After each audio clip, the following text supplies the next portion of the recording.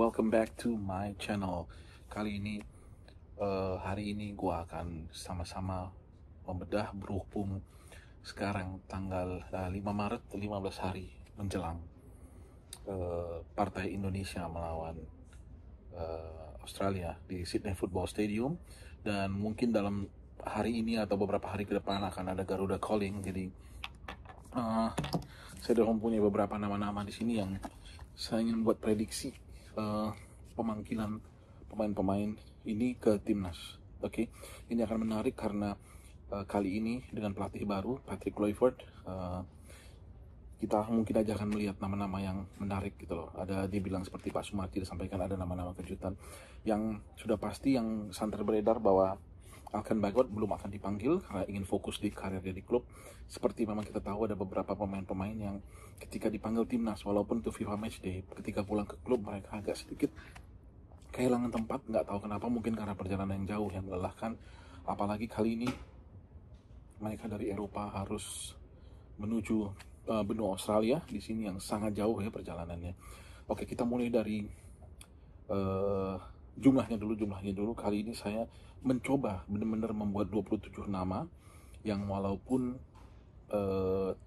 mungkin saja tidak sepenuhnya benar atau persis atau tepat ya pemilihan saya, tapi tim ini tidak akan lari banyak dengan pemain-pemain yang biasa dipanggil Sintayong. Yang mungkin akan berbeda nanti adalah permainan atau gaya bermainnya. Oke, kita mulai dari penjaga gawang.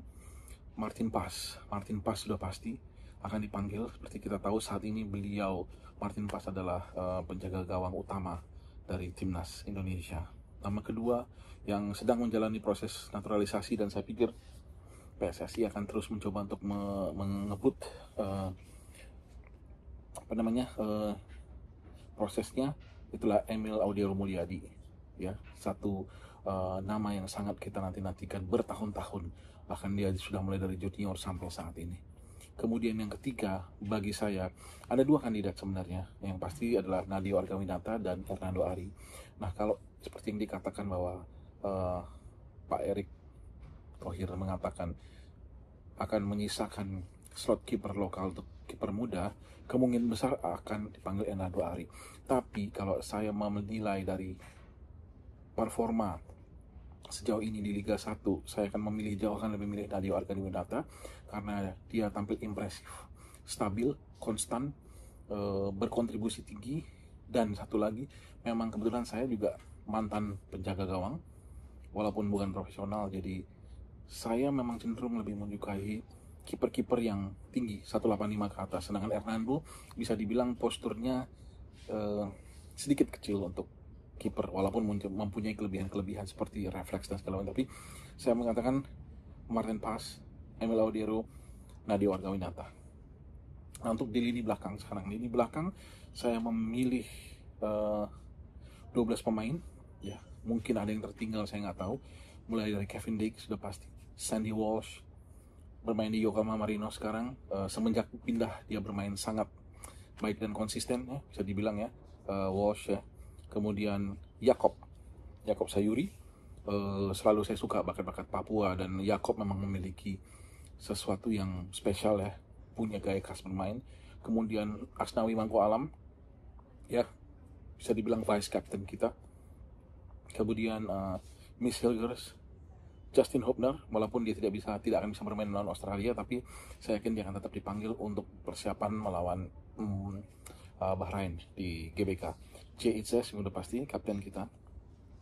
Rizky Ridho, Pratama Arhan, karena begini, Arhan memang mungkin masih yang terbawah dibandingkan back kiri yang dipanggil tim nasional, tapi Arhan memiliki jam bermain yang sangat baik dan kemampuannya mulai kelihatan, bakat-bakatnya mulai berkembang. Jadi saya pikir Arhan masih akan dipanggil. Kemudian Calvin Verdonk sudah pasti, Dean James, dan Shane Patinama. Nah, mungkin kita tidak melihat nama Jordi Amat di sini. Nah, saya sih nanti akan meletakkan dia di tengah. Untuk di tengah, Ivar Jenner, udah pasti Ivar Jenner akan dipanggil menurut saya. Joey Pelupesi, Tom Haye, Profesor Toha, Ricky Kambuaya dengan penampilan dia yang sangat impresif juga, sangat baik ketika bermain di Liga 1. dengan Dewa United. Kemudian bagi saya satu di antara Nathan Chuawan atau Jordi Amat.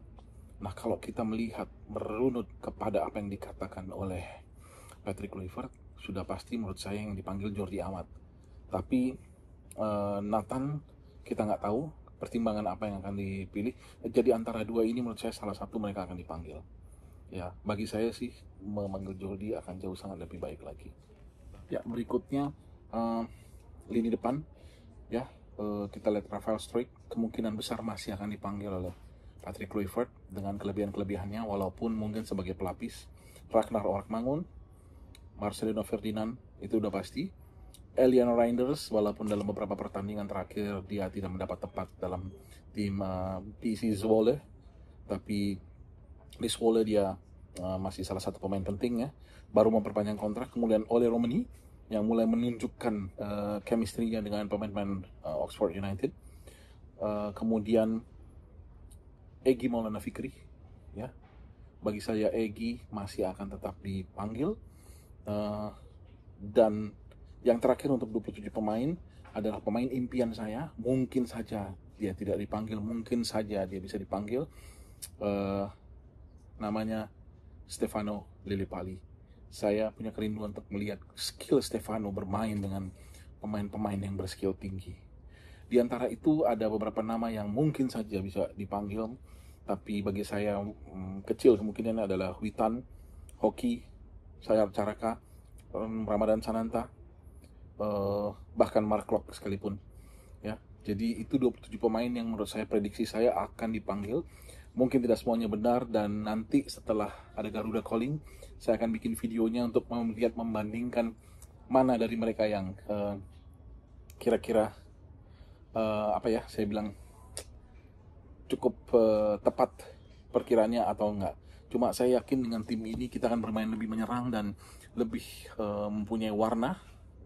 Terutama kita butuh pemain-pemain seperti Marcelino, dan ketika Marcelino mentok pemain seperti Lillipali atau Egy Maulana Fikri bisa masuk untuk seperti itu. Atau bahkan di sayap kanan ketika Eliano Reinders atau Jakob Sayuri mungkin yang didorong ke depan sedikit mentok, maka mungkin saja Egy bisa masuk seperti itu, karena Egy merupakan seorang pemain yang sangat luar biasa. Okay, thank you everyone for watching my video. Hopefully kita akan melihat segera Garuda Calling ini, dan Sydney Kandang Garuda tetap semangat. Jangan lupa like, share, dan subscribe channel ini. Thank you so much.